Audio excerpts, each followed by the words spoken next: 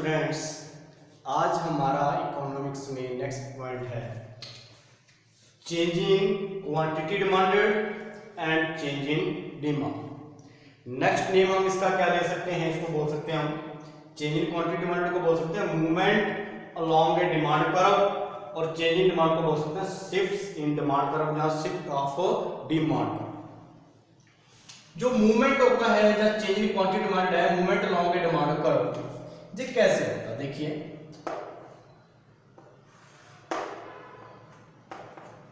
जैसे मैंने आपको करा रखा है अदर थिंग्स बीइंग इक्वल,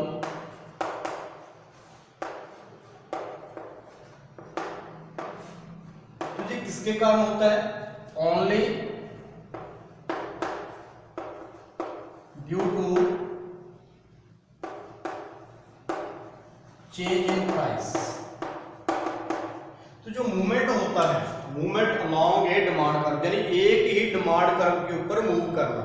आगे हम डिमांड कर्व बनाएंगे तो उसमें बताएंगे कि कैसे मूव हो रहा है। तो एक ही डिमांड कर्व के ऊपर move, other things being equal only due to change in price. इसमें प्राइस क्या रहती है बेटा जी? कांस्टेंट। प्राइस कांस्टेंट रहती है, किसके कारण होता है? Only due to change in other factors. Other things बोल देते हैं, अदर फैक्टर्स बोल देते हैं। तो आप ये देखिए, आपके सामने डिफरेंस आ गया। कल को आपसे पूछ ले कि चेंजिंग क्वांटिटी डिमांड और चेंजिंग डिमांड, जहां दूसरा नेम क्या बोल सकते हैं? Movement along a demand curve और शिफ्ट ऑफ डिमांड कर्व में डिफरेंस क्या है? What is the difference between movement along a demand curve and shift of demand curve? तो पहले डिफरेंस आपके सामने आ गया कि इसमें अदर थिंग्स क्या रह रही है? इक्वल। ये किसके कारण होता है? अदर थिंग में चेंज होने के कारण होता है। जिसमें प्राइस क्या होती है? प्राइस चेंज होती है। इसमें प्राइस क्या रहती है? कांस्टेंट रहती है।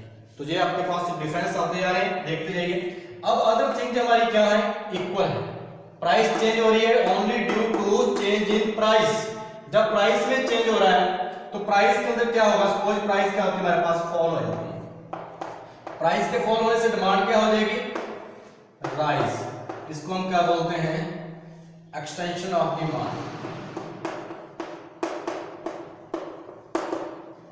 Extension of demand. और यदि प्राइस के राइज, अदर थिंग्स क्या है? Other things being equal, price के राइज होने से डिमांड क्या हो जाए? फॉल हो जाए। इसको हम क्या बोलेंगे? Contraction of demand. Contraction of demand. अब इसमें प्राइस तो कांस्टेंट है, किसके कारण हो रहा है? और जो डिमांड इंक्रीज होगी, जब डिमांड क्या होगी? डिक्रीज। वो किसमें चेंज होने के कारण? Only due to change in other factors. तो अदर फैक्टर्स में यदि चेंज होने से डिमांड क्या हो जाती है? इंक्रीज हो जाती है। इसको हम बोलते हैं इंक्रीज इन डिमांड।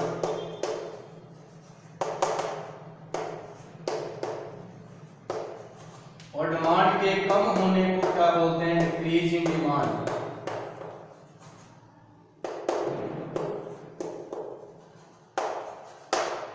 तो देखिए स्टूडेंट्स, दोनों में डिफरेंस आपको नजर आ रहा। अदर थिंग्स क्या है? इक्वल। किसमें चेंज हुआ? प्राइस में। प्राइस फॉल हुई तो डिमांड राइज। इसको हमने क्या बोला? इंक्रीज इन वर्ड बोला। कभी भी प्राइस में चेंज होती है तो हम उसको क्या बोलते हैं? एक्सटेंशन। और डिमांड के कम होने को क्या बोलते हैं? कंट्रैक्शन। और जब प्राइस क्या रहे? कांस्टेंट रहे प्राइस, यानी प्राइस के अंदर कोई चेंज नहीं हो रहा, प्राइस कांस्टेंट है हमारी। किसमें चेंज हो रहा है? ओनली अदर फैक्टर्स में चेंज हो रहा है। अदर फैक्टर्स में चेंज होने से यदि डिमांड हमारी क्या हो जाती है? इंक्रीज हो जाती है। देखिए डिमांड इंक्रीज होगी, हमने इसको क्या वर्ड लिखा है? इंक्रीज इन डिमांड लिखा है। और डिमांड क्या होगी हमारे पास? डिक्रीज। इसको हमने वर्ड क्या लिखा है? डिक्रीज इन डिमांड लिखा है। और यहाँ पे हमने प्राइस के फॉल होने से, क्योंकि ये प्राइस में चेंज होने के कारण हो रही है। इसमें चेंज होने के कारण हो रही है प्राइस। जहां पे प्राइस फॉल हो रही है तो डिमांड राइज, प्राइस राइज हो तो डिमांड फॉल। डिमांड राइज होने को क्या बोला हमने? Extension word. और इसको क्या बोला हमने? कंट्रैक्शन। अब हम इसकी डिटेल करेंगे आगे। एक्सटेंशन ऑफ डिमांड क्या होता है, कंट्रैक्शन ऑफ डिमांड क्या होता है, increase in demand and decrease in demand. तो देखिए स्टूडेंट्स, इसको आपने पॉज करके नोट करना है सभी स्टूडेंट्स ने। ये आपको बुक में ऐसे नहीं मिलेगा। चेंज इन क्वांटिटी डिमांडेड और क्या आगे हमारे पास मूवमेंट अलोंग ए डिमांड का दूसरा नेम आ गया इसको। चेंज इन डिमांड को हम क्या बोल सकते हैं, शिफ्ट इन डिमांड या शिफ्ट ऑफ डिमांड। तो ये किसमें होता है, मूवमेंट किसके कारण होता है, अदर थिंग्स क्या रहती है हमारी equal, other things being equal, other things के अंदर कोई भी चेंज नहीं होता। किसमें चेंज होने के कारण होता है, only due to change in price, price में चेंज होने के कारण होता है। जहां पे प्राइस हमारी क्या रहती है, कांस्टेंट रहती है, और ये किसमें चेंज होने के कारण होता है, अदर फैक्टर, अदर थिंग्स जो हम डिटरमिनेंट्स पढ़ के आए हैं उसमें चेंज होने के कारण होता है। अब इसमें प्राइस क्या है हमारे पास, अदर थिंग कांस्टेंट है, प्राइस क्या होगी हमारे पास, फॉल, प्राइस के फॉल होने से डिमांड राइज, इसको क्या बोला हमने, एक्सटेंशन ऑफ डिमांड, और प्राइस के राइज होने से डिमांड क्या होगी हमारे पास, फॉल हो गई, इसको क्या बोला हमने, कंट्रैक्शन ऑफ डिमांड। और जहां पे प्राइस कांस्टेंट है, क्या चेंज हो रहा है हमारे पास, अदर फैक्टर चेंज हो रहे हैं हमारे पास, अदर फैक्टर में चेंज होने से डिमांड क्या होगी, इंक्रीज, जब डिमांड क्या होगी, डिक्रीज, इंक्रीज को क्या बोलेंगे, इंक्रीज इन डिमांड, और डिक्रीज होने को क्या बोलेंगे, डिक्रीज इन डिमांड। तो स्टूडेंट्स आप एक बार पॉज कर लीजिए, पॉज करके इसको नोट कर लीजिए। हम नेक्स्ट पॉइंट इसको एक्सप्लेन कर रहा हूं, ये चारों पॉइंट एक्सप्लेन करेंगे, extension of demand, contraction of demand, increase in demand, decrease in demand.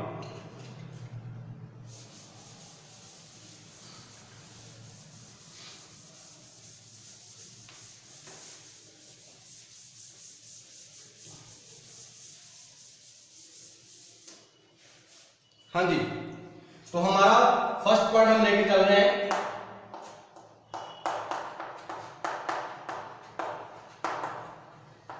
Extension of demand.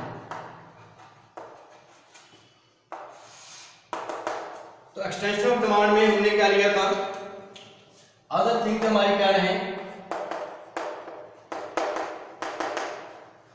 Being equal, price के फॉल होने से डिमांड क्या है हमारे पास, राइज।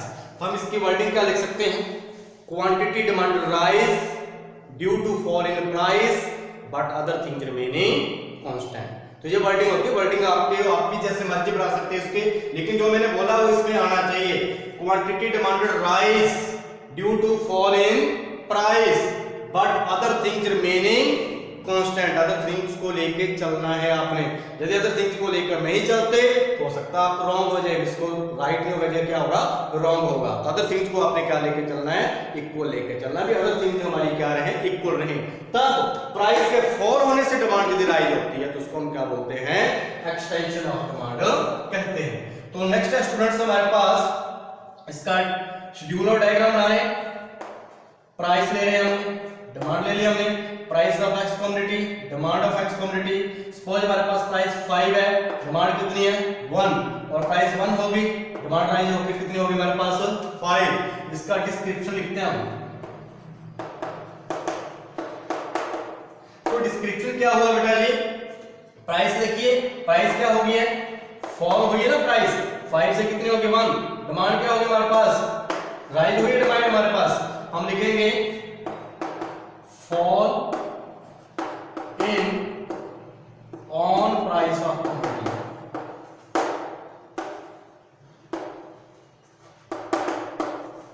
और इसका इफेक्ट क्या पड़ा, राइज इन क्वांटिटी डिमांडेड।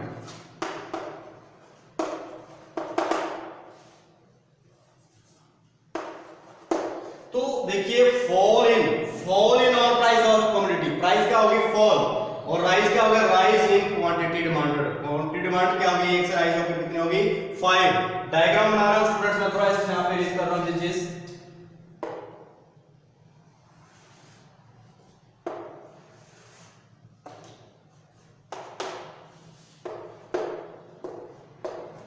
इस साइड हम क्या लेते हैं प्राइस, इधर क्या लेते हैं अपन क्वांटिटी 1 2 3 4 5 5 4 3 2 1। डिमांड देखिए 5 तक है, 1 2 3 4 5। अब ये देखिए कि जब प्राइस हमारे पास कितनी है 5, तो डिमांड कितनी है हमारे पास 1, तो हम 5 को 1 से घटाते हैं।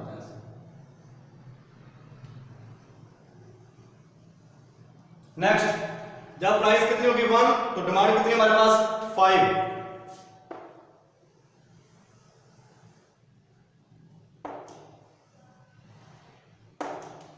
अब इस डायग्राम को ऐसे बना दीजिए आप।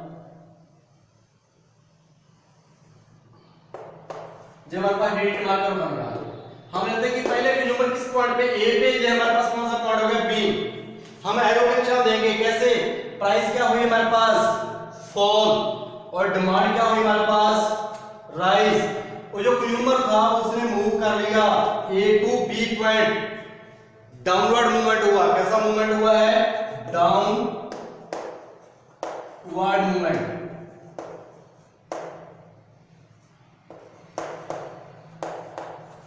तो कैसी मूवमेंट हुई स्टूडेंट्स, डाउनवर्ड। तो मैंने आपको बोला था इसमें जब करवाया था movement along a demand curve, यानी एक ही डिमांड कर्व के ऊपर हम मूव करेंगे। तो डिमांड कर्व हमारे पास एक ही है, इसके ऊपर मूव हो गए हम। कैसे मूव हो गए, डाउनवर्ड मूव हो गए हम ए से बी पॉइंट। क्यों हुआ ऐसा, क्योंकि प्राइस क्या होगी फॉल, और प्राइस फॉल होने से डिमांड क्या होगी हमारी राइज होगी है। तो इस प्रकार हमारा क्या होता है, मूवमेंट होती है। नेक्स्ट पॉइंट क्या है हमारे पास, कंट्रैक्शन ऑफ डिमांड। इसी के अंदर ही हम कर देते हैं, थोड़ा ज्यादा हमें नहीं करना पड़ेगा उसको।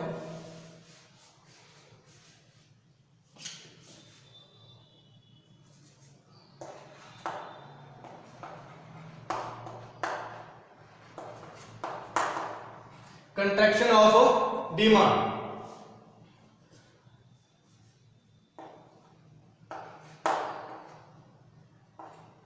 अदर थिंग्स इक्वल रहेंगी तो हमारे पास चेंज क्या होगा,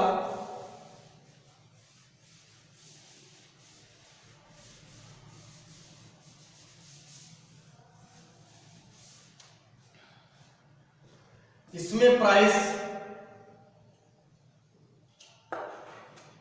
क्या हो जाएगी राइज, राइज होने से डिमांड क्या हो जाएगी फॉल। बाकी चीज वही है हमारे पास, अदर थिंग इक्वल है तो हम लिखेंगे quantity demanded fall, quantity demanded fall due to rise in price but other things remaining constant, यानी अदर थिंग्स के अंदर कोई भी चेंज नहीं हुआ। वैसे ही हम प्राइस डिमांड, प्राइस कितनी हमारे पास 1, डिमांड 5 है, जहां पे 5 ले लेते हैं 1। अब देखिए कि प्राइस 1 to 5, प्राइस क्या होगी हमारे पास राइज, और डिमांड हमारे पास क्या हो गई है फॉल हो गई है। तो इसका डिस्क्रिप्शन हम क्या देंगे,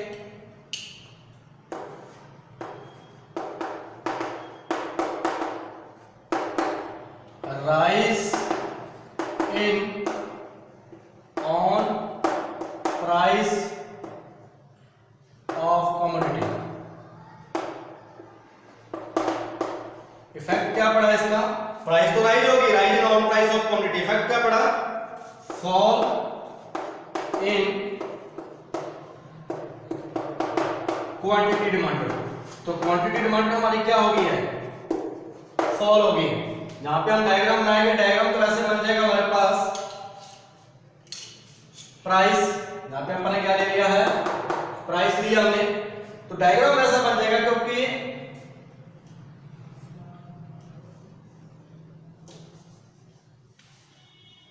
अब देखिए एक पे कितने 5, तो हमने एक पे कितना ले लिया हमने, जब 5 आ गया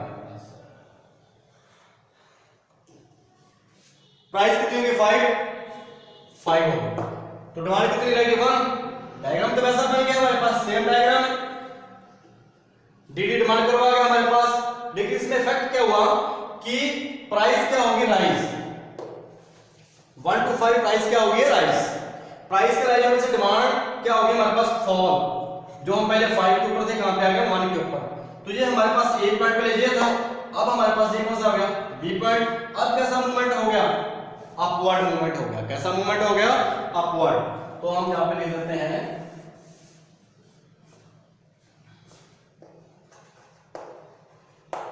अपवर्ड मूवमेंट। ये देखिए स्टूडेंट्स, हमने दोनों केस में एक्सटेंशन ऑफ डिमांड भी और कंट्रैक्शन ऑफ डिमांड भी। एक्सटेंशन ऑफ डिमांड में कैसा मूवमेंट था, डाउनवर्ड मूवमेंट था। कंट्रैक्शन ऑफ डिमांड में कैसा मूवमेंट है, अपवर्ड मूवमेंट है। तो आगे हम कर रहे हैं increasing demand and decreasing demand. तो इसको आप पॉज करके नोट कर लीजिए आराम से, ताकि आपको कोई प्रॉब्लम ना आए।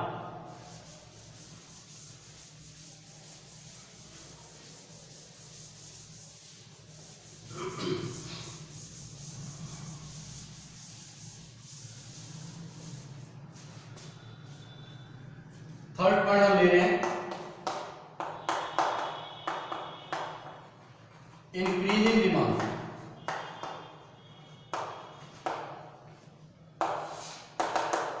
तो इंक्रीज इन डिमांड में हम ले रहे हैं जैसे सेम प्राइस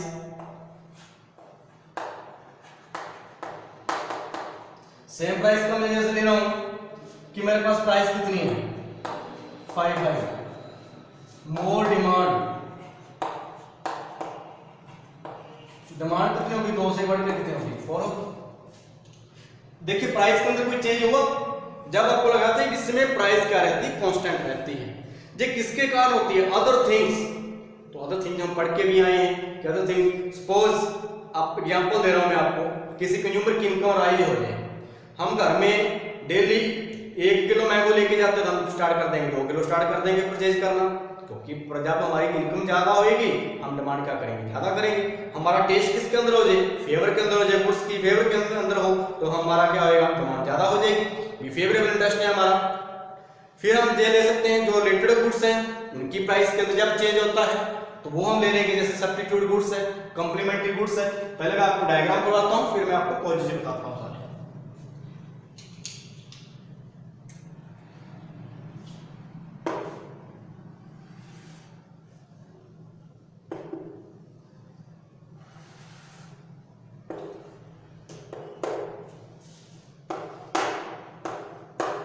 इधर हम ले रहे हैं प्राइस क्वांटिटी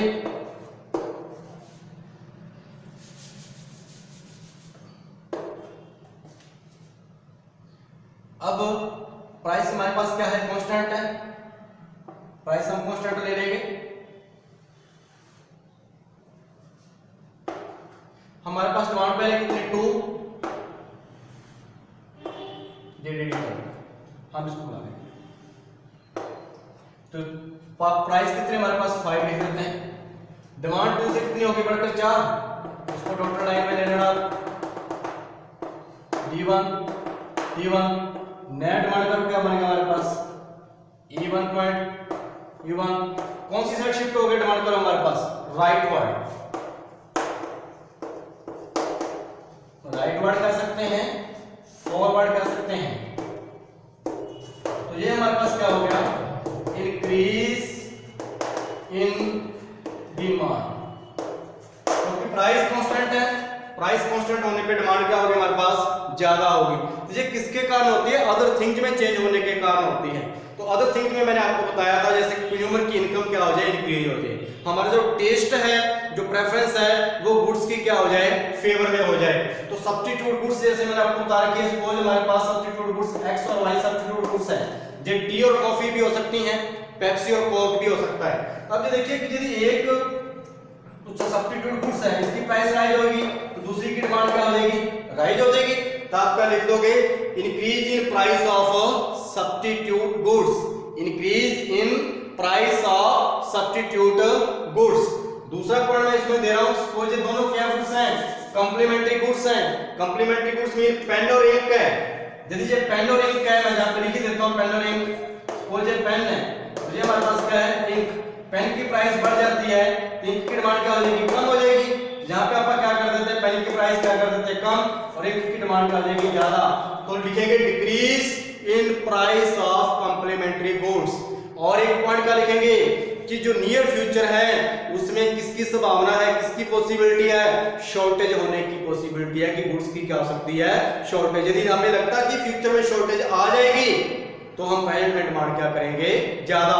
हम रिगार्डिंग प्राइस भी ले सकते हैं कि इन फ्यूचर रेट्स क्या होने वाले हैं बढ़ने वाले हैं तो प्रेजेंट में डिमांड क्या हो जाएगी ज्यादा हो जाएगी जिसके कॉजेज हैं। आप इसको बुक्स में से आराम से क्या कर सकते हो रीड कर सकते हो स्टूडेंट्स। तो जो मैंने आपको कॉजेज बताए तो ये क्या किया हमने इंक्रीज इन डिमांड। आगे नेक्स्ट पॉइंट करने जा रहे हैं decrease in demand.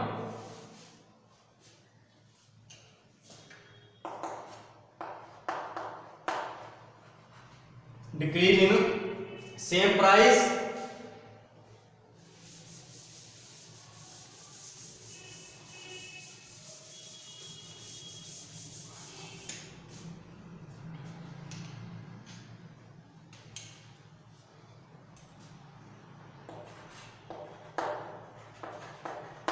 Same price less demand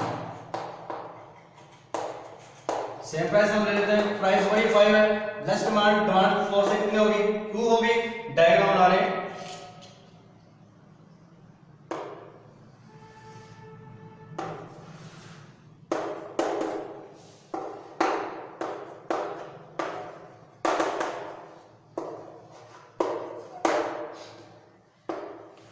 constant है प्राइस हमारे पास, डिमांड पहले कितनी हमारे पास 4, प्राइस कांस्टेंट है, डिमांड 4 है।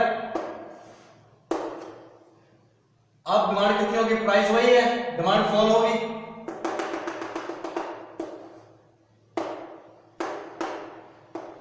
डिमांड 4 कितनी होगी 2 होगी।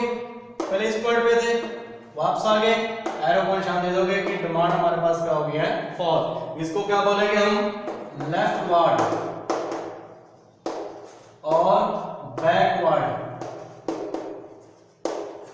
Leftward backward. ये क्या हो गया हमारे पास,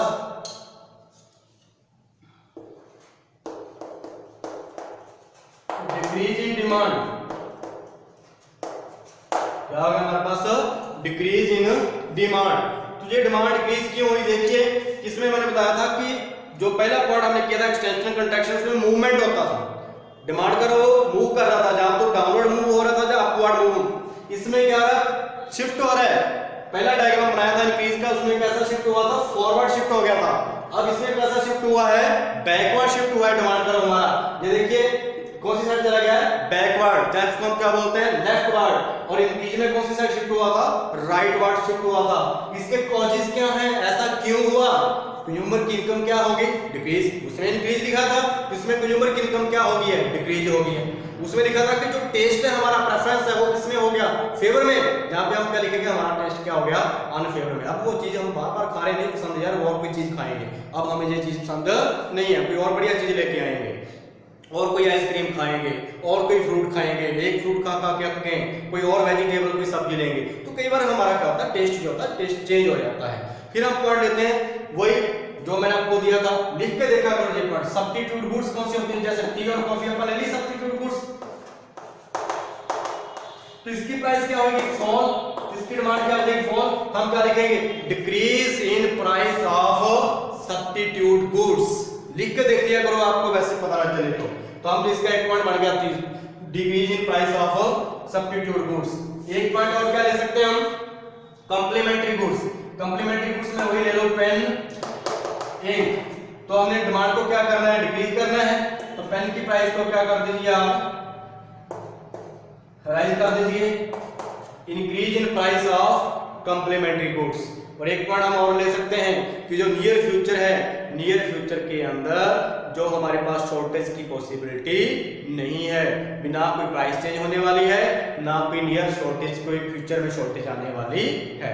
तो इस प्रकार इसके आप क्या ले सकते हो, कॉजेज ले सकते हो स्टूडेंट्स। तो आज हमने पॉइंट क्या किया, हमारा change in demand and change in quantity demand हमने किया, जिसको हमने दूसरा नेम क्या दिया था, movement along demand curve, shift of demand curve.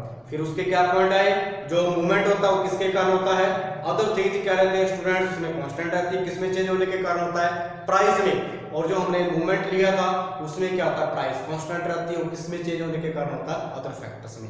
इसमें यदि अदर फैक्टर्स क्या रहते हैं कांस्टेंट, प्राइस के फॉल होने से डिमांड राइज होती है, जिसको हम बोलते हैं एक्सटेंशन, और प्राइस के राइज होने से डिमांड फॉल होती है, जिसको हम क्या बोलते हैं, कंट्रैक्शन। उसमें अदर फैक्टर क्या होते हैं, चेंज, जिसमें डिमांड क्या होती है, इंक्रीज, बढ़ने को इंक्रीज और कम होने को क्या बोलते हैं, डिक्रीज। तो उसका एक्सप्लेन मैंने सारा कर दिया है, आपने ध्यान से करना है, इसके आपने नोट्स भी बनाने हैं। फिर भी कोई प्रॉब्लम हो तो मेरे से डिस्कस करना है। Thank you students.